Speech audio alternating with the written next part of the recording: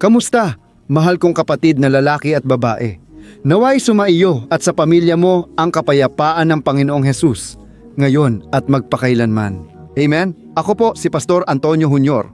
Mga kapatid, buong pasasalamat at saya kong ibinabahagi ang mensaheng inilagay ng Espiritu Santo sa aking puso. Sigurado ako na ikaw, tulad ko, ay may sariling gawain araw-araw. Ikaw ay nagtatrabaho o baka naman nag-aaral ka. Lagi mong kasama ang parehong tao. At pakiramdam mo ay hindi ka umaasenso o umaalis sa lugar mo. Parang umiikot ka lang. Umaalis ka sa isang punto, ginagawa mo lahat ng gawain sa buong araw, natutulog ka at nagigising na parang nasa parehong lugar ka pa rin. Inaanyayahan kitang subukang lumago kahit kaunti araw-araw. Isipin mo kung matututo ka ng kaunti pa tungkol sa Biblia ngayon. Isipin mo kung lalago ka pa ng kaunti sa pakikitungo mo sa ibang tao o sa relasyon mo sa Diyos. Gaano kalaki ang epekto nito sa buhay mo? Pagkatapos ng 1 taon, pagkatapos ng 2 taon, 5 taon, at pagkatapos, alam mo ba kung ano ang mangyayari? Imbis na paikot-ikot, lalago ka namang pataas. Tingnan mo ito, mamaya andun ka na sa taas at sobrang laki ng paglago mo na hindi ka na makikilala. Amen? Kapag nagsimula tayong maglakad kasama si Jesus, madalas hindi natin namamalayan na marami na palang nagbago at nakatuon ka lang sa mga bagay na kulang pa, sa mga hindi mo pa naaabot, sa mga biyayang hindi pa dumarating. Pero subukan mong lumingon sa nakaraan, malayo na ang narating mo. Amen? Kaya iniimbitahan kitang samahan ako araw-araw, umaga, hapon, gabi. May mensahe ako para sa iyo. Kapag nag-subscribe ka sa channel ko at inactivate ang bell, makakatanggap ka ng video. Siguraduhin ding nakasubscribe ka na sa pamamagitan ng pagpindot sa mag-subscribe at bell tapos piliin ang lahat. Dahil kung natatanggap mo na ang notification na ito, gusto ko talaga na makasama kita dito. Inihahanda ko ang bawat mensahe ng may pagmamahal at dasal. May mga tao sa ministeryo ko na nagdadasal para sa akin dahil matindi ang pagsubok ng kaaway. Hindi madali magsalita tungkol sa Diyos, lalo na sa mga hindi nakakakilala o nalalayo sa Ebanghelyo. Ayaw ng kaaway na bumalik sila kay Jesus. Pero salamat, gumagawa ng himala ang Panginoon. At natutuwa talaga ako na malaman na higit sa lahat, ikaw ay natututo at itinatayo mo ang iyong buhay sa bato na siyang salita ng Diyos. Amen? Luwalhati sa Diyos. At tungkol dyan, di ba, gusto kong magbahagi dito ng isang aral, isang talata, mga kapatid, na kapag isinabuhay mo ang ituturo ko sa iyo dito, siguradong magbabago ang buhay mo ng lubusan. Papuri sa Diyos. At huwag mo rin kalimutang i-click ang like. Nakakatulong ito sa YouTube na maintindihan na mahalaga ang nilalaman para sa buong pamilya. Maya-maya ay magdadasal na tayo. Pero mga kapatid, gusto ko munang magbahagi. Minsan lumapit ang kaibigan ko at sabi niya, "Pastor," pero sa totoo, hindi naman niya talaga ako tinatawag na pastor, di ba? Tinatawag niya akong Juninho dahil magkaibigan kami. Sabi niya, "Juninho, may sasabihin ako sa iyo." Nagkaroon ng panahon sa buhay ko na naligaw ako. Lumayo ako sa landas ng Diyos at napasama ako sa maraming gulo, babae, at sobrang pag-inom. Umabot pa siya sa paggamit ng droga noong panahong iyon. Ilang taon din siyang naligaw, pero tumatak talaga sa akin ang ibinahagi niya. Alam mo ba kung ano ang sinabi niya? Isang madaling araw, umuwi siyang sobrang lasing at hilo mula sa kaguluhan kasama ang mga babae sa iba't ibang lugar. Pagpunta niya sa kwarto, tumingin siya sa salamin sa mismong oras na iyon.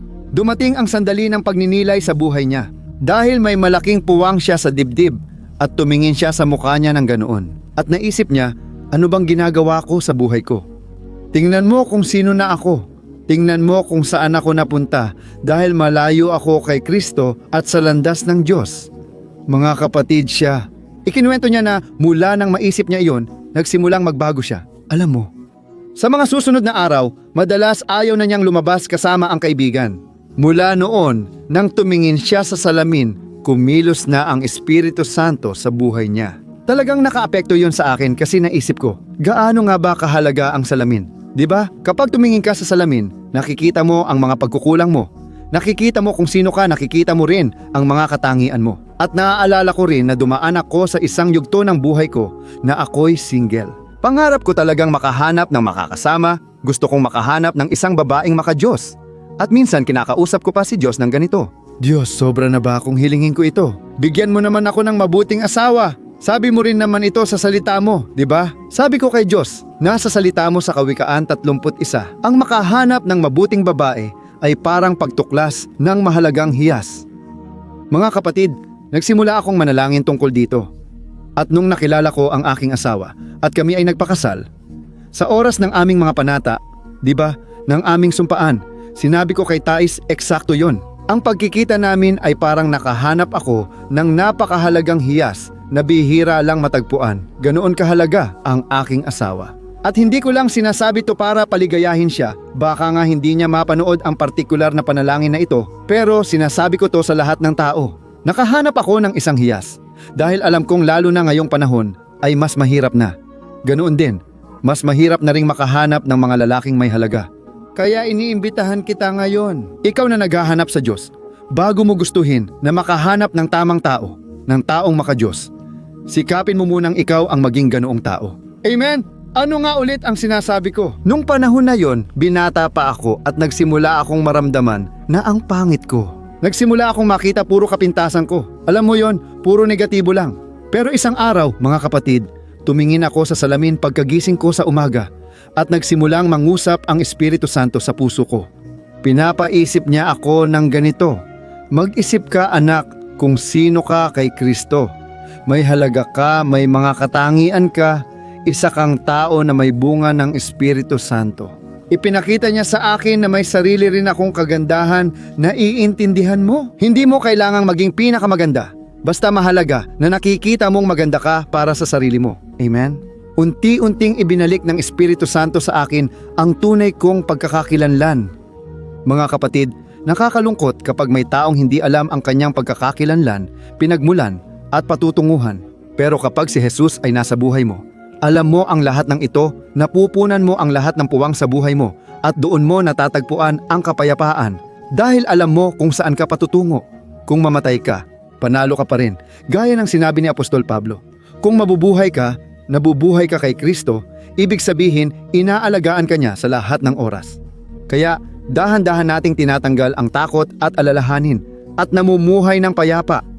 Babasahin ko para sa iyo ang talata sa Santiago, Kabanata 1, talata 23-24 na tumutukoy sa salamin. Tingnan mo, makinig kang mabuti.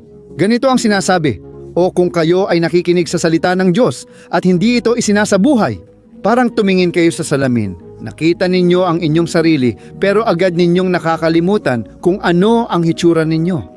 Tandaan mo, kailangan ko ulit basahin. Mga kapatid, malakas ito. Tingnan mo, ganito ang sabi. Kung naririnig ninyo ang salita pero hindi ninyo ito isinasagawa, parang tumingin kayo sa salamin. Nakita ninyo ang inyong sarili pero agad ninyong nakakalimutan kung ano ang hitsura ninyo. Parang ganito yon mga kapatid. Pagmasdan mo ang salita ng Diyos, salamin ng iyong kaluluwa at makikita mo ang maganda at di maganda, tama? Katulad ng pisikal mong itsura. Yan ang humuhubog at nagbabago ng buhay mo.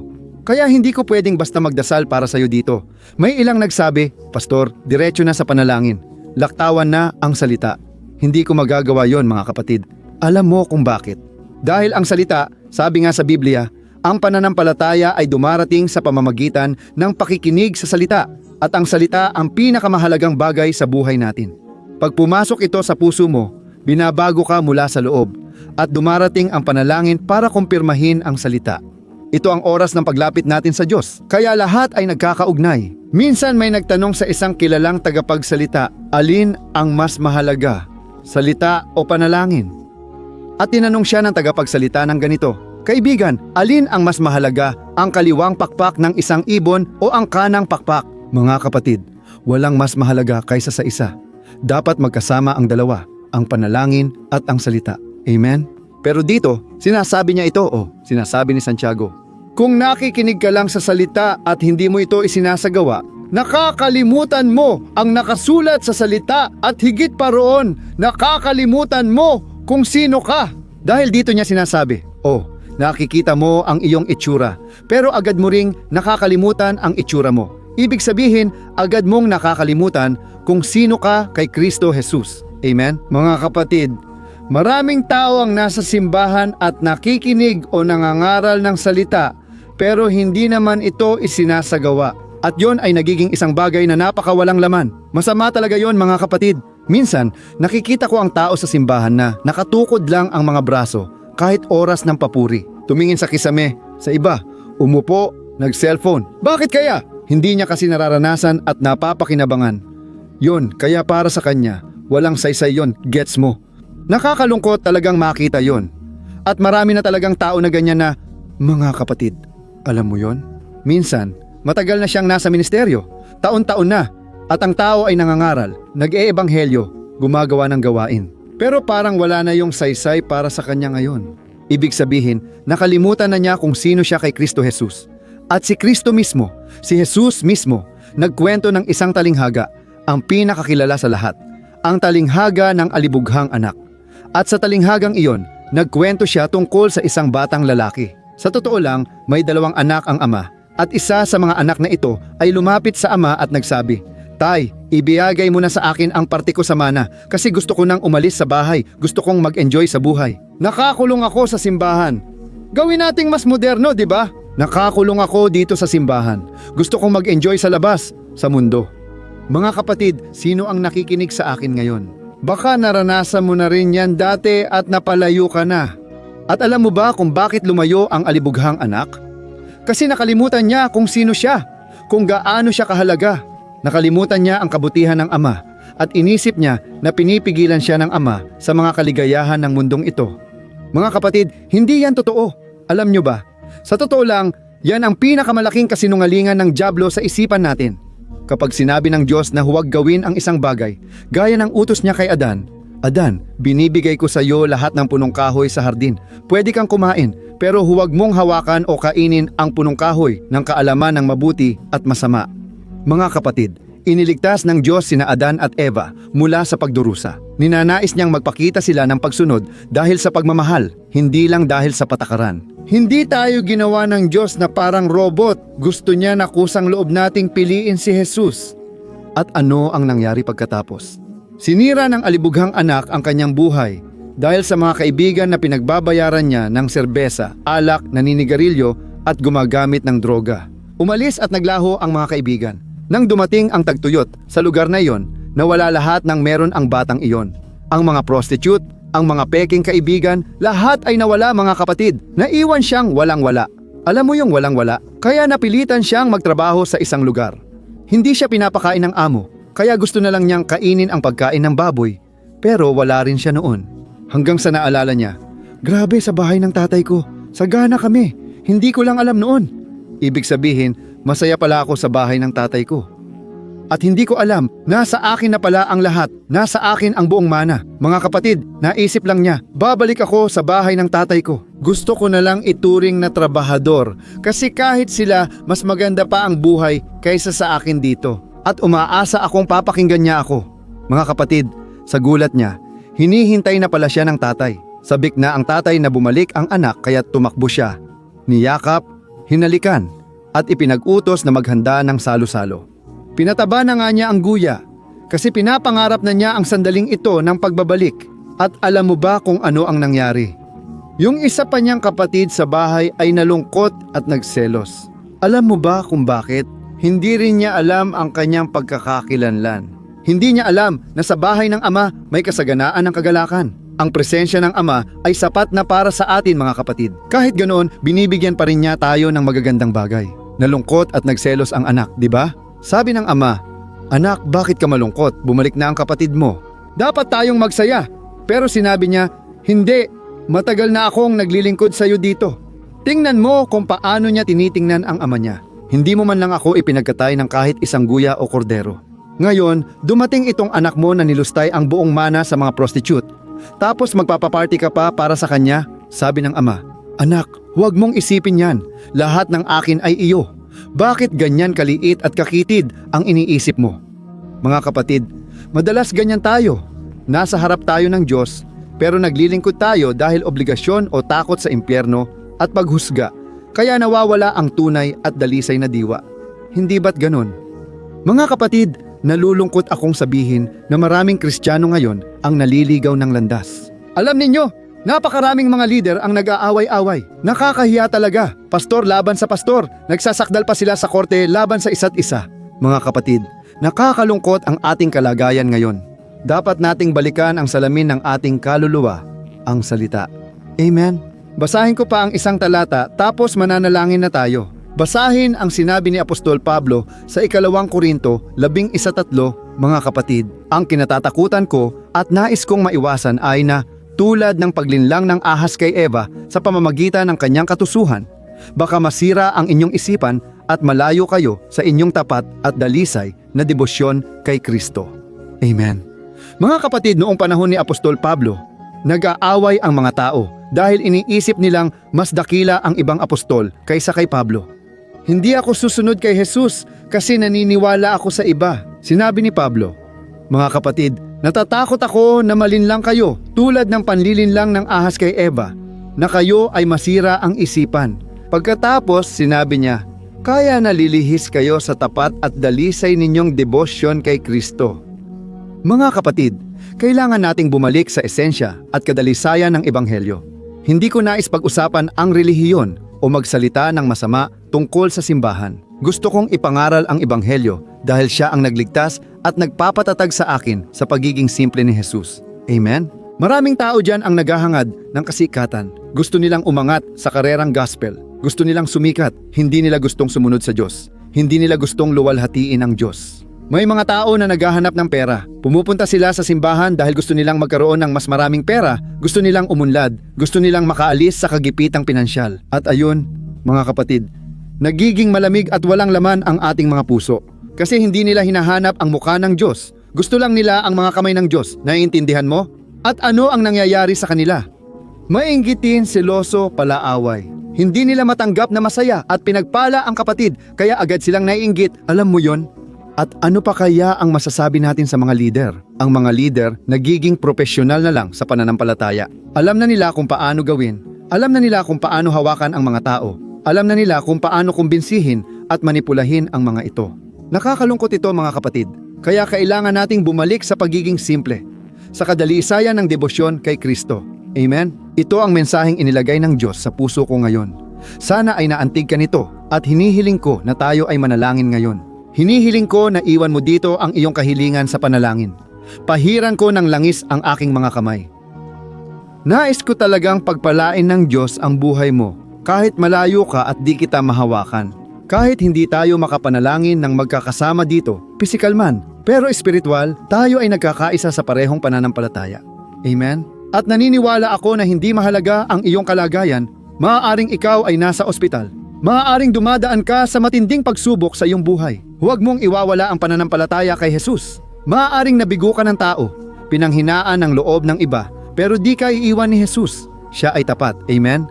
Kaya, ipikit mo ang mata mo. Ipagdarasal kita ngayon at sa huli, ibahagi mo ito at huwag kalimutang ipadala ang mga panalangin ito. Alam ko may gumawa ng grupo ng panalangin. Salamat sa inyo at naway lalo pa kayong pagpalain ng Diyos. Ayos ba? Magdasal tayo. Papuri sa Diyos. Panginoon, nais kitang purihin sa napakabiyayang sandaling ito. Ang saya naming magtipon dito, aking Diyos, sa pangalan ni Jesus. Walang pangalan ng simbahan o pagkakahati-hati. Naniniwala ako na ito ang iyong kalooban, Panginoon, na kaming lahat ay magkaisa sa iisang pananampalataya. Ama, iniaalay ko sa iyo ang buhay ng mag-asawang ito na kasama kong nanalangin dito. Ikaw lang, Panginoon, ang nakakaalam ng pangangailangan at pangarap nila, Ama. Tuwing ibinabahagi ko ang patotoo ko, nararamdaman ko, Ama, na muling umaasa ang marami na posible ring maging masaya sa damdamin. O Diyos, ilagay mo ang taong makadiyos sa landas niya. Ama, tuparin mo ang hangarin ng puso. Iyan ang sinasabi ng iyong salita sa awit 37 na kung kami ay magagalak sa iyong presensya, ipagkakaloob ng Panginoon ang mga hangarin ng aming puso. Iyan ang hiling ko, Ama. Tuparin mo ang mga pangarap at baguhin ang mga buhay dito. Ilabas mo siya mula sa disyerto, Ama, dahil hindi mo siya tinawag para magdusa habang buhay. Nangako si Jesus ng masaganang buhay mula sa Panginoon. O Jesus, hinihiling ko rin sa iyo, Panginoon, na mangyari ang pangunahing himala dito ngayon, na iligtas mo ang mga buhay na nalalayo sa iyo. Mga taong dati ay nadismaya at dahil sa tao, dahil sa pagkabigo, sila ay lumayo sa iyong mga landas. Wala kang kasalanan. Ikaw ay tapat at mabuti.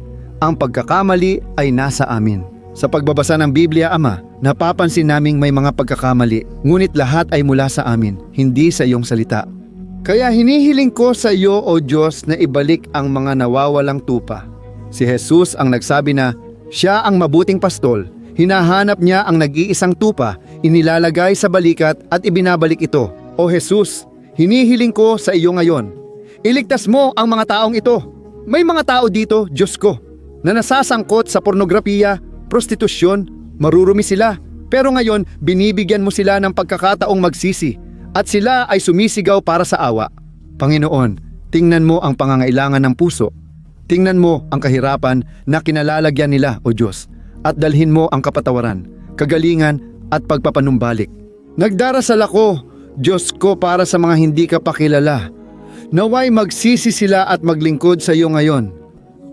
O Jesus, isulat mo ang pangalan nila sa aklat ng buhay. Huwag mong hayaang malinlang sila, ama ko, ng mga relihiyon, ng mga maling pangako ng tao, kundi naway tumatag sila sa iyong salita.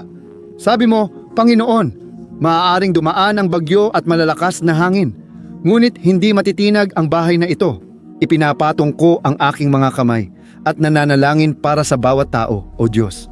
Inilalapit ko sa iyo ang bawat kahilingan at hinihiling kong tuparin mo, Panginoon, ang iyong mga pangako at kalooban sa aming buhay. At naway magtiwala tayo na ang lahat ay nagtutulungan para sa ating kabutihan at ang lahat ng ginagawa ng Panginoon sa ating buhay ay para sa ating paglago. Ito ay para sa paglago ng pananampalataya at upang tayo ay maging higit na katulad ni Jesus. Sa pangalan mo, Jesus, nananalangin at nagpapasalamat ako.